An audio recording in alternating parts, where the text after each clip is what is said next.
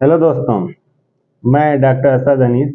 आज आप लोगों से बात करेंगे दांतों पे कैप लगाने का क्या तरीका होता है, दांतों पे जो क्राउन लगता है वो कितने स्टेप में लगाते हैं, उस पेशेंट को मरीज को किन किन मरहलों से गुजरना होता है, ये सारी चीज़ों पे आप चर्चा करेंगे इस वीडियो में। जो लोग चैनल पे नए हैं प्लीज़ वो लोग चैनल को सब्सक्राइब कर दें ताकि जो भी डेंटल से रिलेटेड रिसर्च है, एडवांसमेंट है, वो आपको मिलता रहे। चलिए शुरू करते हैं। जब भी किसी दांत पे कैप लगाना होता है तो उस दांत को सबसे पहले उस दांत को एक शेप दिया जाता है, यानी उस दांत को ट्रिम किया जाता है, कटिंग की जाती है। कटिंग इस तरीके से की जाती है कि जो दांत का शेप होता है, जो दांत की डिजाइन होती है, जो दांत की एनाटॉमी होती है, उस एनाटॉमी को, उस डिजाइन को, उस शेप को प्रिजर्व रखते हुए, सुरक्षित रखते हुए कटिंग करते हैं ताकि वो उसकी एनाटॉमी भी मेंटेन रहे। क्योंकि जो कैप बन के आएगा वो उसी शेप में, उसी अपने नेचुरल शेप में, अपने नेचुरल एनाटॉमी और डिजाइन के साथ बन के आएगा।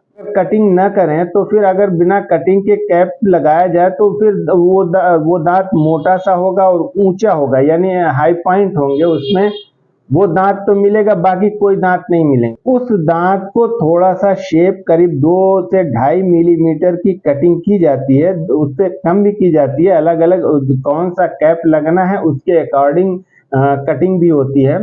मेटल फ्री लगना है, जरकोनिया लगना है, पीएफएम लगना है या मेटल लगना है, तो जिस मटेरियल का जो कैप लगना होगा उसके अकॉर्डिंग कटिंग होगी। 2 मिलीमीटर थिकनेस का कैप लगना है उस पर, तो 2 मिलीमीटर सारी चारों तरफ से दांत को, आगे से, पीछे से, ऊपर से और दाएं बाएं से, हर तरफ से उसको थोड़ा सा रिड्यूस करेंगे, ट्रिम करेंगे, छोटा करेंगे ताकि जो कैप लगे उसके बाद वो अपनी पोजीशन पे, ओरिजिनल पोजीशन पे आ जाए, बाकी सारे दांतों के साथ अग्लूजन में आ जाए, कांटेक्ट में आ जाए। कटिंग के बाद दूसरा स्टेप होता है नाप लेने का, यानी इंप्रेशन लेने का। इंप्रेशन तरीका होता है मैनुअल तरीका। मैनुअल तरीके में होता है कि डेंटिस्ट एक ट्रे से मुंह में साथ इंप्रेशन लेंगे, इंप्रेशन मटेरियल से। इंप्रेशन मटेरियल होता है एल्जीनेट या rubber base, silicon base, rubber base होता है, उससे लिया जाता है। ट्रे के ऊपर लोड कर दिया जाता है। ट्रे पे लोड करने के बाद फिर वो जहाँ पे जिसका भी नाप लेना होता है, जिसका इंप्रेशन लेता है, उस आर्च में उसको हम प्रेस कर देते हैं। जब प्रेस कर देते हैं तो वो सारे दांतों के गड्ढे, यानी दांतों के शेप एक गड्ढे की शक्ल में उस इंप्रेशन पे रिकॉर्ड हो जाते हैं। अब उस इंप्रेशन को हम पोर करेंगे डायोस्टोन से। उसको पोर करने के बाद उसका मॉडल निकाला जाएगा।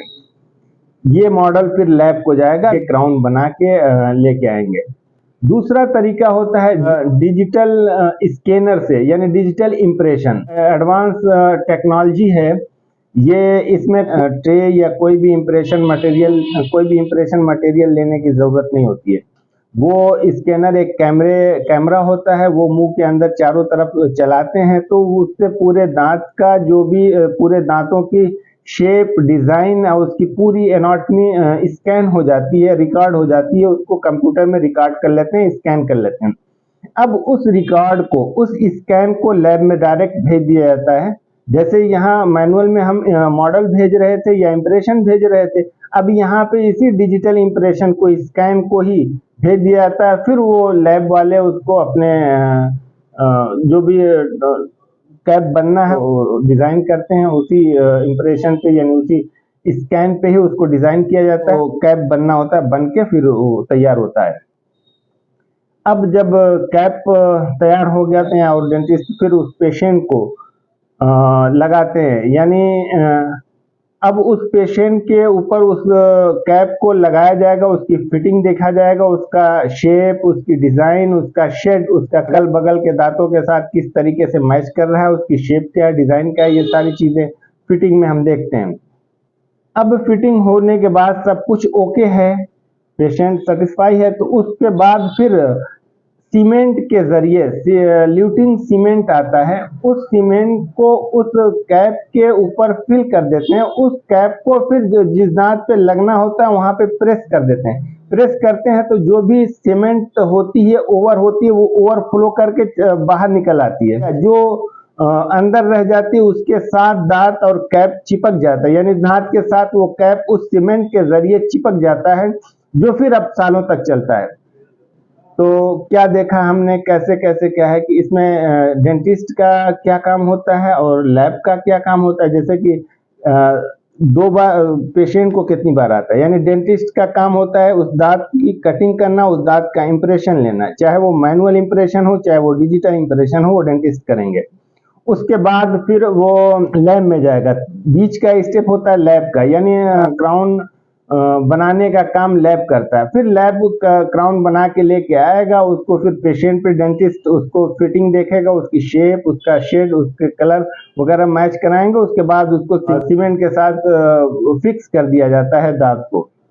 तो यानी इसमें दो बार डेंटिस्ट का काम होता है पेशेंट को, यानी 2 सीटिंग लेनी होती है। पहली सीटिंग में डेंटिस्ट उस दांत की कटिंग करते हैं, दूसरी सीटिंग में उस दांत की फिटिंग करते हैं। यानी पहली कटिंग की सीटिंग है, दूसरी फिटिंग की सीटिंग है।